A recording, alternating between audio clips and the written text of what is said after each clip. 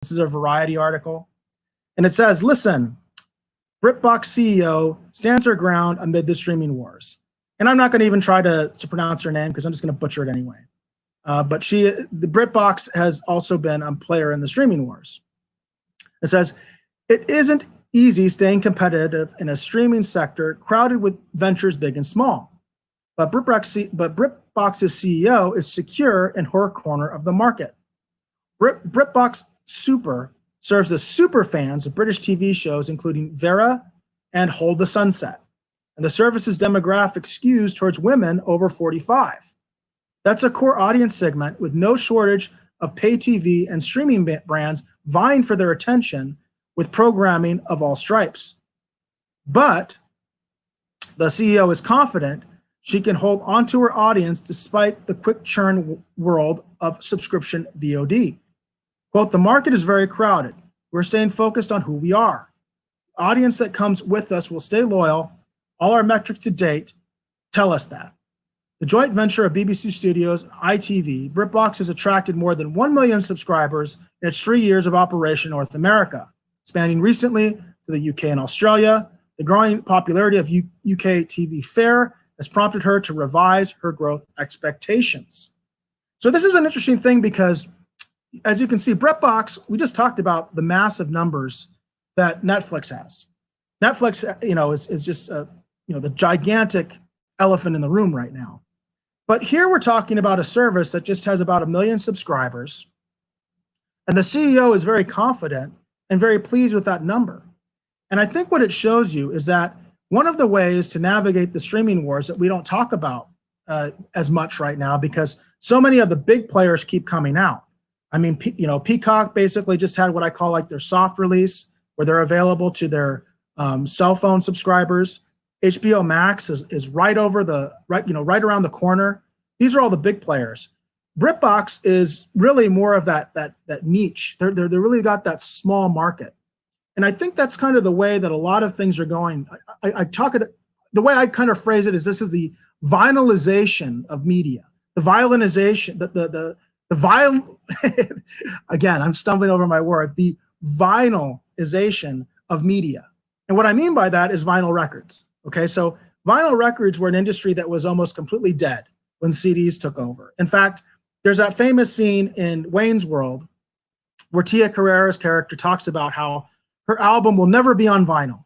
And she's like, isn't that weird? And Wayne's like, yeah, that is weird. And the fact of the matter is, they were wrong. Vinyl has made a comeback. Now, vinyl is never going to be what it was. It's never going to be the primary mode in which people listen to music, but it has found an audience. Vinyl records continue to be made. Turntables continue to be made. Nowhere near the numbers they used to be, but they are made at a number that is profitable enough that people are still making vinyl records and people are still making turntables. And I think in the streaming wars, this is the same kind of strategy that can work, because a lot of the streaming wars platforms, a lot of the streaming services, they seem to be going for that knockout punch. They seem to want to be the quote unquote the new Netflix, or they want to displace Netflix. Well, I got news for you. Nobody's going to be Netflix. Not even Netflix is going to be Netflix. The reason is because Netflix kind of started all this. Netflix began cord cutting before it was a term. I know because I did it. I have the Netflix service that gave you CDs. And then what happened was I decided to go ahead and get the streaming service, which meant I had to get cable internet. Well, I already had cable, and I was paying for internet and cable, and I was paying for the Netflix service. And I said, you know what? I can't do this. This is ridiculous. These are all new monthly charges that are going to affect my budget. At the time, I was just, my kids were just being born. I was like, I can't do this. So I cut the cord before it was even a term. And I basically said, okay, I'm going to stick with high-speed internet, which eventually I actually got rid of my cable internet and went to DSL because it was a little bit cheaper. And I stuck with Netflix. And I've had Netflix ever since. So I have Netflix, I have my internet, and then I bought an antenna, which I get surprised sometimes with how few people have an antenna, especially in this day and age. If you're trying to save some money, you need an antenna. But I digress. The point is that what happened was Netflix had this ridiculous share of the market because it was a market that didn't exist.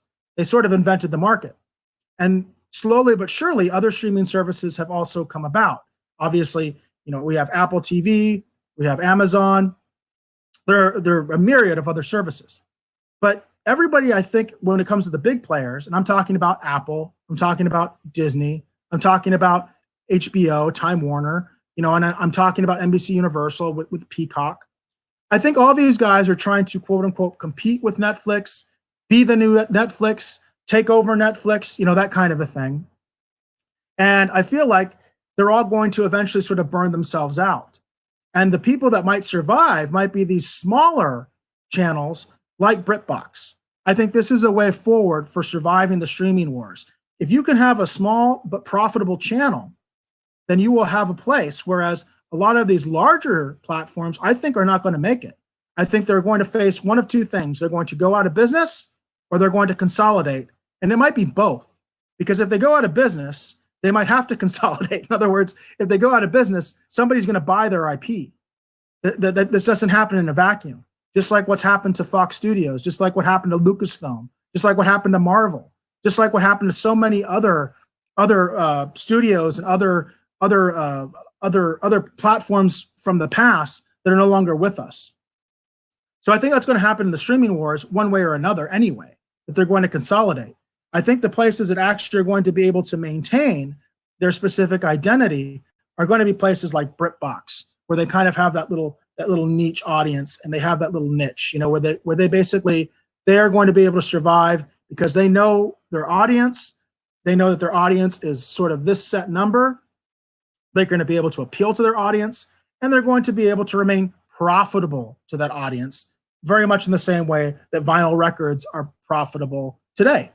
So I think that this is definitely a way forward in the streaming wars, especially for smaller channels. And quite frankly, I think even some of the larger channels might look at this model at some point if they want to survive, if they don't want to be Fox, which, by the way, interestingly enough, I've talked about this before. Fox basically decided that they were leaving the streaming wars and sold most of their IP to Disney. Everybody knows about that. But the funny thing is, Fox is still around. Fox Corporation is still around because they still own the network. They still own Fox News, Fox Sports. There's a couple other entities that Fox still owns. And they recently bought Tubi, which tells you that even though they supposedly gave up on the streaming wars, well, I guess not, because they basically took over Tubi. So they very much are part of the streaming wars. Except rather than make their own platform, they acquired somebody else's, which I also think is an interesting idea and an interesting way forward. There are other free platforms that I don't know who owns them. For instance, like Pluto TV, Crackle is owned by Sony, but there are all sorts of other platforms out there right now, including things like Stir, which I don't know a whole lot about. But there's all sorts of other platforms that are available out there, and it might be interesting to see if some of these companies start acquiring them to basically navigate the streaming wars. We'll just have to see.